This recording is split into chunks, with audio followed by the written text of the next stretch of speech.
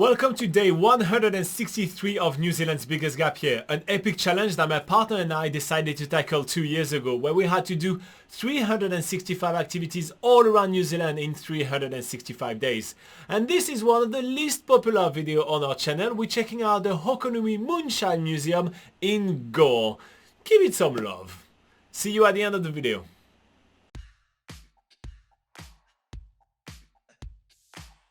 This morning we are waking up in the little township of Gore, which has a little bit of an identity crisis. It's the capital of everything. It is the New Zealand capital of country music because every June it hosts the Gold Guitar Awards, which is massive here in New Zealand and even includes a line dancing competition.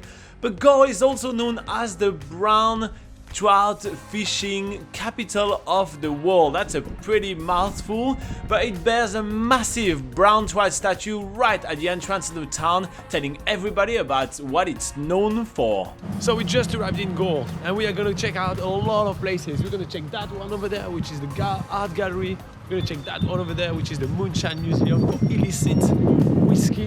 But first thing first, I am running toward the family store and then the hospice shop over there, because I'm a big sucker for a good bargain and old ball game.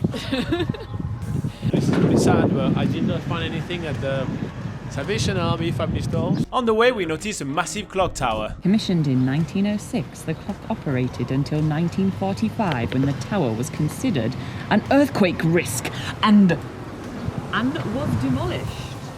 The main attraction of today is hidden within the Gore Information Centre. We're going to the Hokonui Moonshine Museum, which is super cheap to get in at only $5.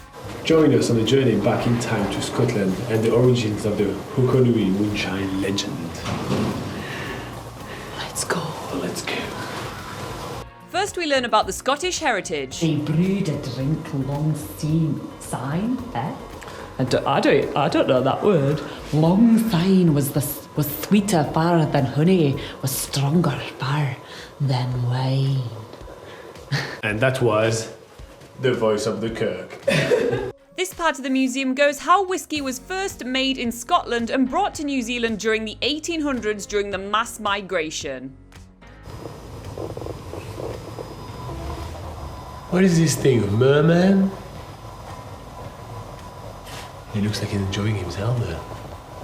And the entire room makes us feel drunk. Naked lady, bottle of whiskey. This is my place.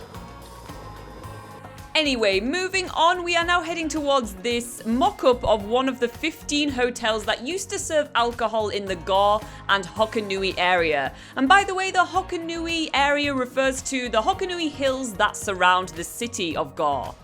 And it's the Hokonui Hills that people used to go and hide and illegally distill their whiskey. And it is no surprise to anyone that the first people that came to the area and distilled illegally some whiskey were actually Scottish. While playing bartender and drunk patrons in the fake bar, we learned about the story of Mary McRae, or McRae, whatever her Scottish name was, that came to New Zealand with only as luggage an entire distilling kit packed. That's really how Scottish travel, right? Their carry-on is just full of alcohol. And so she came in the area and started distilling alcohol, and nobody suspected her because obviously no one back in the days would suspect a lady to be out distilling illegally some whiskey in the Hokonui ranges. After a short section displaying a lot of posters from the Prohibition era, which led to heaps of strikes, especially from women workers, we are moving on to a section which displays how did people distill moonshine in the Hokonui ranges.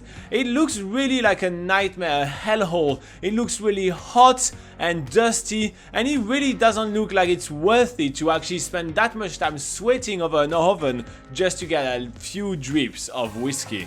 On top of that, the whole process was extremely dangerous, from the imminent fire of the boiling alcohol to the cops running around the Hokonui ranges catching distillers and sentencing them to up to 6 months in jail. It was really a cat and mouse game filled with action-packed news headlines. We see so many of the newspapers back in the days which were having massive striking headlines.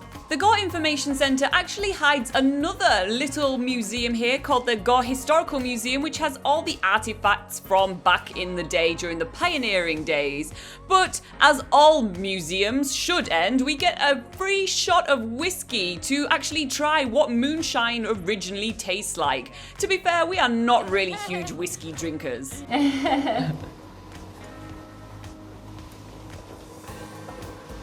Yeah. That's pretty bad. That's, Pretty bad one. yes. Oh god. How would they risk jail for that? Yes, exactly.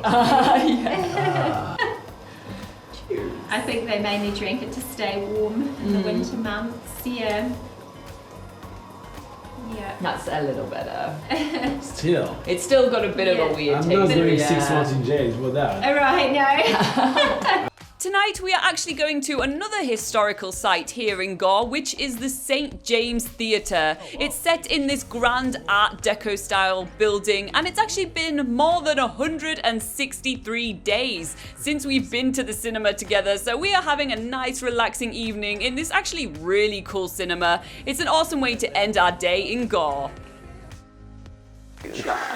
So, thank you for the moonshine, Laura. It smells like tea, though. Smells better than fucking moonshine.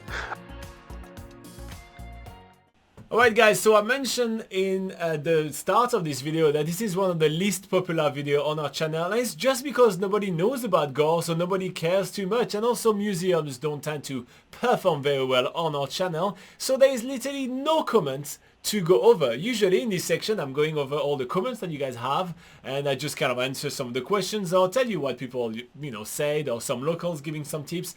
Literally no love for Gore on the channel, so here you go. I don't have much to talk to you about, but I can tell you about NZPocketGuide.com, which is New Zealand's largest travel guide, and on there we do have a fair amount of content about Gore. We tell you the best thing to do in Gore, the best thing to do on a rainy day in Gore, and all that. So we have complete guides of Gore there. So if you want to put this little known, well hidden gem of New Zealand on your itinerary, you can also do that. And speaking of itinerary, if you want to run your itinerary by us when planning your trip to New Zealand, or even when planning a holiday from wherever you live in New Zealand, feel free to join one of our live sessions. So it's at 8 AM on Sunday New Zealand time every single week. So it's usually about Saturday evening if you are some other part in the world, and we hang out with you guys and we talk about your itinerary, traveling in New Zealand, and all that good thing. And we really often like to go over itineraries to help you make the most of your trip to New Zealand. And if you're local and planning just a trip out of your town, feel free to come and hang out with us and ask us the best thing to do with kids, or all these kind of things. It's a lot of fun to hang out all together. Alright, so nzpocketguide.com and the live session right here. In the meantime, make sure to give some love to Gore. Hit like, hit subscribe. Just make this video a little bit more famous than, what happened last time. We got like 600 views and that's it. Bye bye.